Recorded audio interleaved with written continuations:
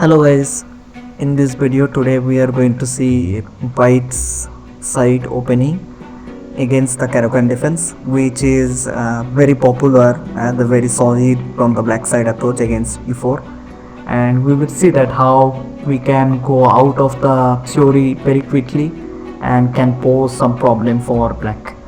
So without wasting any time, let's jump into the video. So we all know that Caro-Kann defense starts with d4, c6, knight d4, d5, and here white is having multiple option. One is e5, one is knight d2 or knight c3, another one is take. So we will be going with the exchange variation option, but as we know that main exchange variation start with bishop a3, but we will play here knight f3. Okay, it looks pretty innocent move, but it contains quite a bit of venom. So curiously enough, this move was played by Bobby Fischer in 1968. Okay, white side is basically based around this knight e5 jump and the move like bishop b5 to create some problem in this diagonal. We will be checking that what are the main resources for black and how black can continue. Usually black do has mainly two moves. One is knight f6, one is knight c6. Apart from that, all moves are not that much serious. So we will first look at the knight f6 move order, and here knight e5. That's the key idea. Okay, in this position that white is threatening bishop b5 check immediately, and black is having many ways to go. Either black can play a6 or g6. First we will take on g6 and then with free a6. If black plays g6, we'll be playing bishop d5 check, knight to d7. If you play bishop d7, that only just lose the bishop pair, and white will do castle c3, bishop a3 back, and I don't find any knight d2, knight f3, knight e5, and white's game is very simple and very easy. So in this situation, knight b d7 is correct way. White will do castle, bishop g7, and white's development is very simple if we look at it, castle. And now it is an important moment, the moment the knight got unpinned. It's very important to understand this thing. This knight is pretty much misplaced on d7 and it blocks the bishop on c8. So white should immediately resist against this exchange and avoid all the exchanges. So white played knight exchange is very important move. It immediately leaves the d7 knight awkwardly placed and the bishop on c8 is undeveloped. So knight e4, black is trying to come with knight f6, but yeah, c3, strengthening the d4 pawn, knight f6, knight bd2, challenging the good knight on the center. And now black, if black takes, so white doesn't have any problem. It's very simple. Even if you come knight e4, then bishop f4, queen c1, and we'll try to exchange here. Bishop b6 will come back. So main move here obviously knight to d6. Black also avoid exchange and attacking this bishop. Bishop f1. We can go to b3, but again bishop f5 will come and offering the exchange. But yes, we try to keep the good bishop on the board.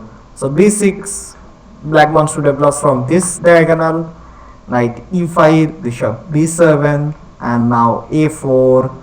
Yeah, this is one important idea to try to break this structure. And usually white wants to play on the king side. If you look at this structure, it is kind of reverse Carlsberg structure, very popular. But here black's king side is well defended by this feint to the bishop. As long as the feint to the bishop is there, black is doing pretty well. So a5, and now this b5 square becomes a little bit weak. So knight b1 with the idea of knight a3 and knight b5. This rerouting is very important, key idea to remember. And once the knight will land, the white is having multiple options. White can go b3, even h4, h5 later on. So the middle game is ahead. There are multiple options available for white to continue, even for the black. So, but the most important thing to remember in this key moment, we should avoid this exchange and immediately retain our knight on f3. So which leaves this bishop on c8 and knight on d7 on a little bit poor square. Now we'll be checking that what will happen if black plays a6 and stop our bishop b5 idea.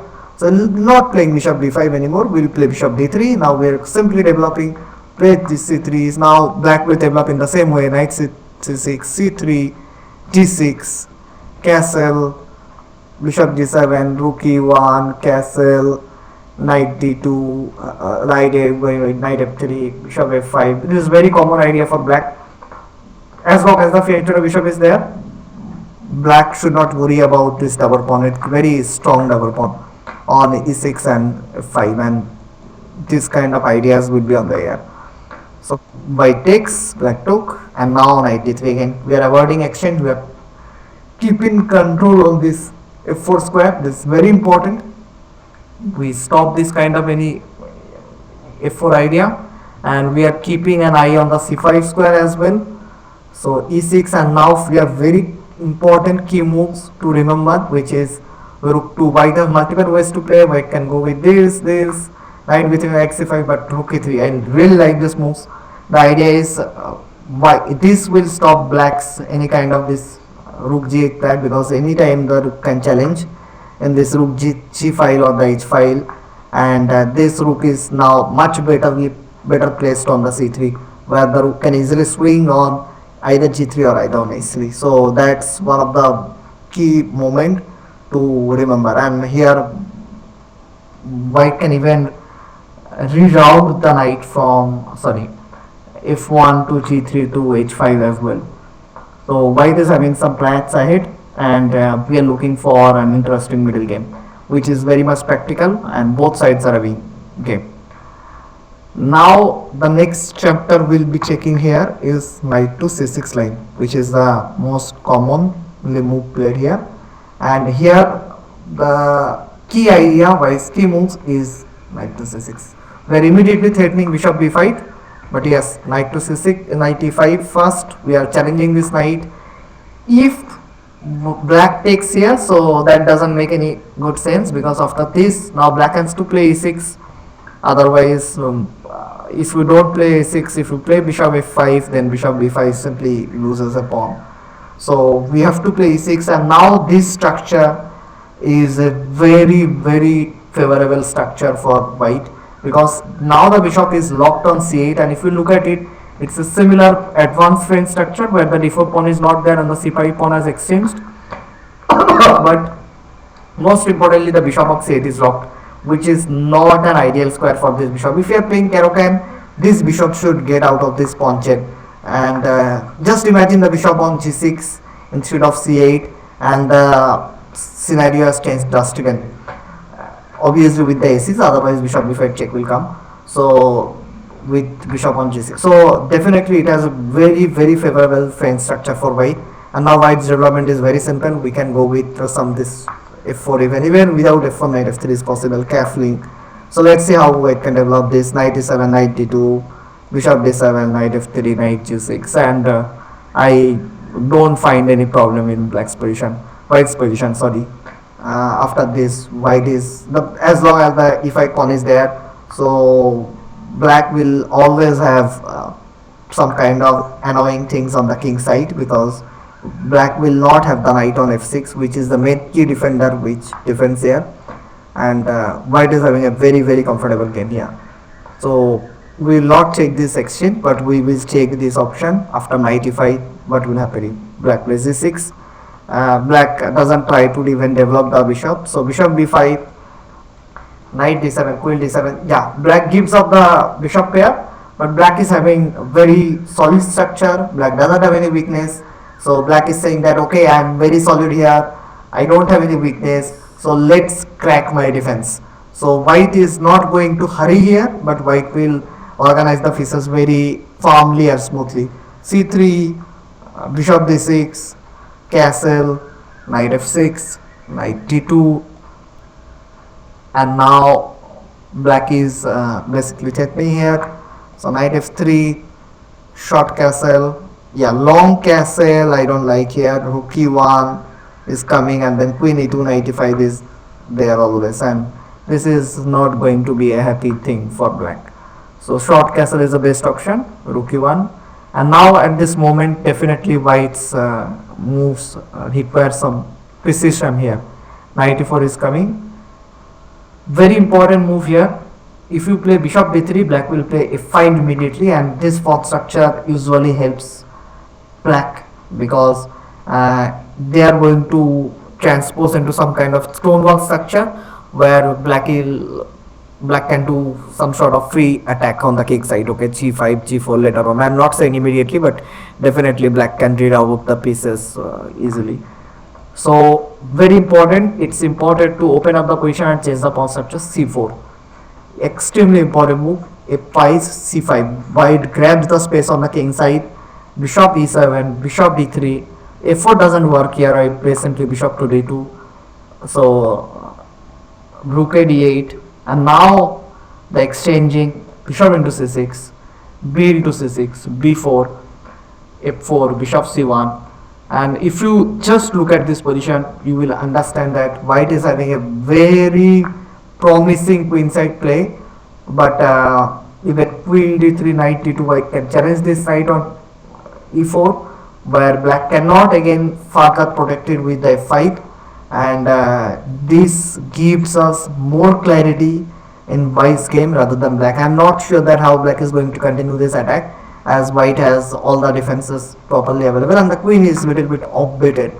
The queen, if the queen is on the king side, probably I would say that okay, black is having more compensation. But yes, the moment black will try to transpose the queen from d7, e8, g6, so white will always have this queen side pawn attack. Okay, so that is one of the thing, and we will see one last part where instead of knight d7 is black plays a6, stopping bishop d5 idea, which we have seen without playing knight c6. Now we'll be checking with, if you remember, we have seen this position with knight f6, knight d5 a6. We have seen this. Now we'll be checking with knight c6 and a6 structure. Now c3 again, bishop d5 is not possible, so we are not going to play it, and we will be looking at. And now knight e5, d5, and bishop f5. Now bishop f5 is possible. Now black is not forced to play a6 because the b5 square is guarded by the a6 pawn. So this is a, now the Caro-Kann bishop has come out, and black will be happy that okay, if they have developed the bishop. But yes, white then is pretty easy. Is bishop e3, e6, knight d2, knight e7, and very important move that we are going to expand on the king side, f4, key moves. Now we will be playing knight s3, bishop d3, exchanging this, and later on we'll try it for f5. So knight c6, bishop, sorry, knight f3 first, bishop e7, bishop d3, bishop b3, queen d3, and castle, castle. And in this position, white is having another interesting idea of doing long castle also. If you want, you can try it out with the idea of h4, knight g5, g4, and f5, rook h3. Lots of king side quirky things are there. But yes, for the sake of it, you can investigate it by yourself on that previous line. But here, short castle, rook c8, and very important move, king h1. We are playing a prophylactic move. We are avoiding any kind of possible checks in this diagonal because white is going to soon attack on this f5. Queen f5. Already we are quite deep, but I am just showing you a factor line that how white can play in this position. So black's idea is to play queen b5 and trade off the queen. So a4, stopping again the queen b5 idea, and now queen c7, rook a e1. So white's all ideas are based on, I already said, this pawn structure always favors in the king side attack. We'll be looking for king side attack. Knight f5, black is looking to come into this juicy c4 square. So now the moment came and we played it. 5, queen c4 came, queen d1. We have to avoid queen exchange because we have to attack on the king side, and f6 is coming. And there are lots of options. If you play knight into f5, then knight d4 is there. g6, I don't like this position for black, as now this sacrifice come, and gf5, rook f5, and it's winning attack kind of things. Rook e3, rook g3 is coming, even queen f3, queen g3 is coming. So I don't fin shape for this black king. So here queen g4 is there, but yes, f6, gf6, h3, and chasing the queen away, queen g7, ef6, bishop f6, knight h2. It gives up the pawn on f6, but we have already went so deep, but no need to chess check there. But here, just to understand this position, white is having fantastic compensation for this pawn, and the idea is knight g4, bishop h6, rook f3, rook g3. Lots of key ideas are coming, and white is having a very good piece play. But if you just remember this position after queen b3, castle, castle, and you have the attack on the king side, that's the up to this, it is more than enough.